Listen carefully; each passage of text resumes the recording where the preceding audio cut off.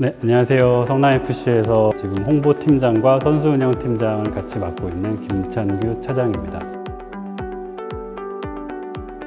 대학교 졸업하고 어떤 회사에 들어갔다가 4년 동안 영업관리 업무를 했는데 좀 고민을 많이 했어요. 좀 새로운 도전을 해봐야 되나. 그 당시에 이제 유럽 축구가 엄청 좀 대중들에게 많이 친숙해질 시절이라 스포츠 산업 쪽에 좀 한번 발을 디뎌보자 라는 이제 심정으로 영국으로 이제 유학을 가게 됩니다. 그럼 이제 학위를 받고 돌아와서 축구단을 입사를 해야 되는데 스포츠 쪽에 경력은 없었기 때문에 들어가기가 쉽지는 않았던 상황이고, 그러던 찰나에 12년도에 인천 아시안게임 조직위원회에 제가 들어가서 스포츠 마케팅을 하게 됩니다. 그러고 1년 정도 일을 하다가 시민구단 창단할 때 창단 멤버로 성남FC에 입사를 하게 되었고 7년 차를 맡고 있습니다.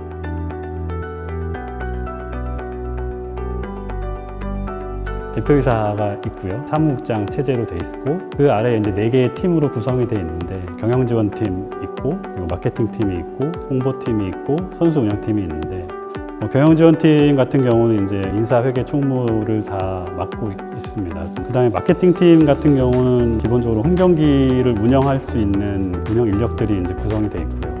스폰서십을 유치한다던가 아니면 티켓을 판매한다던가 머천다이징 상품을 개발해서 만들어서 판매한다던가 수익 사업에 관련된 부분들을 좀 마케팅팀에서 많이 하고 있고, 지역 밀착 사업들이나 사회공헌 사업들 같은 경우들도 맡고 있고요. 홍보팀 같은 경우는 크게는 이제 2가지인데요. 언론 업무를 한다는 거던가, 홈경기 때 이제 기자분들이 오시면 취재를 원활하게 할 수 있도록 협조를 해준다던가, 그런 영상 콘텐츠나 여러 가지 SNS를 통해서 콘텐츠들을 만드는 데 좀 주력을 하고 있고요.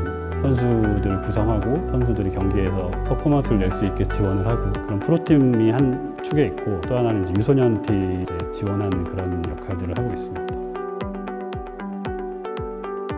팀원들의 아이디어가 사실 대부분이고, 그런 것들을 끊지 않고 막지 않고 할 수 있게 만들어주는 게 팀장의 역할이라고 생각을 하는데, 저 같은 경우는 야 우리 회의하자라고 해서 애들을 모아놓고 회의를 하진 않아요. 평상시에 사실 그런 고민들을 더 많이 해야 되는 거거든요. 단톡방은 활발해요. 기사를 공유할 때도 있고, 이런 좀 마케팅 괜찮은 것 같아, 요즘은 이런 게 트렌드다, 이런 것들을 많이 링크를 걸어요. 오프라인 회의를 하는 것보다는 그런 걸 통해서 자연스럽게 생각들이 발전되고 나오는 것 같아요.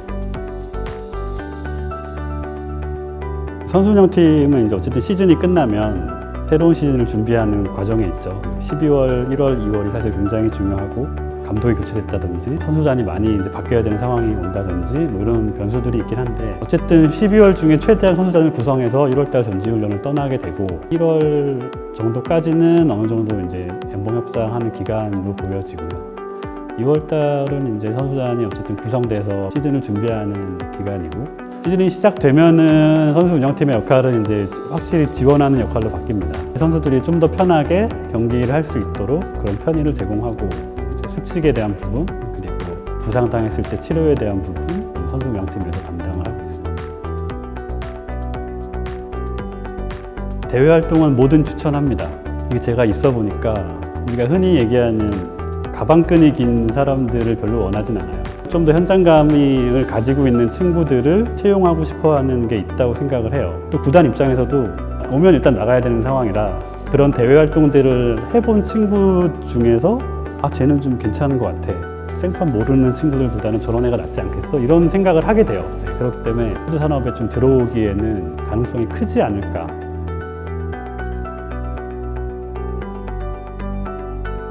성적을 내는 팀들은 ACL이라는 대회를 또 나가고 해외로 갈 수 있는 상황들이 있기 때문에, 그런 팀들한테는 좀 업무상 영어를 잘하는 게 중요하겠죠. 사실 국내 구단에서 굳이 영어 쓸 일이 많지는 않은데, 사실상 쓸 일이 있다면 이제 외국인 선수 영입의 과정에 있어서 쓰는 건데, 브라질 선수들이 많이 왔으니까 포르투갈어 같은 게 굉장히 유용했고, 그건 지금도 마찬가지고요.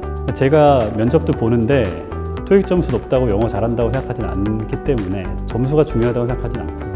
토킹보다는 서류상에 쓰일 수 있는 그런 문서에 대한 영어가 더 필요하다고 생각해요. 영입이나 이적 과정에 있어서 서로 간의 계약이라던가 아니면 여러 가지 합의서라던가 이런 부분을 써야 되는 거 있기 때문에, 사실 그런 부분에 있어서는 말보다는 문서화 시키는 게 훨씬 더 좋은 것 같습니다.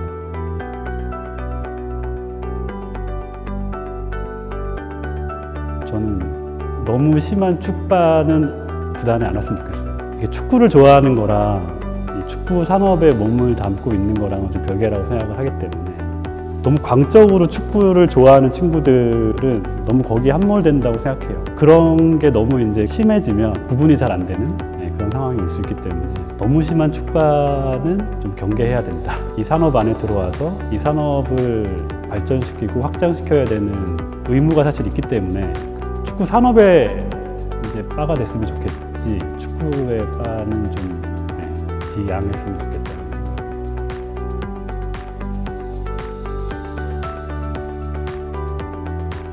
적어도 이 구단이 어떻게 걸어왔는가는 좀 한번 들여다보고 왔으면 좋겠어요. 그리고 이 구단이 최근에 어떤 업무들을 좀 했고 뭐 이런 것들을 좀 어느 정도는 서칭하고 왔으면 좋겠고 항상 저도 묻는 질문인데 당신이 여기에 이제 입사를 하게 된다면 내가 이거 하나는 진짜 하나 좀 해보고 싶다 얘기해달라고 하면 획기적인 게 나오는 건 없더라고요. 그러니까 고민을 별로 안 했다는 거지. 그러니까 내가 이 회사에 들어가면 이 회사에 그게 뭐 홍보가 됐던 마케팅이 됐던 어떤 업무가 됐던 간에 내 이름을 걸고 이건 한번 만들어 보고 싶다.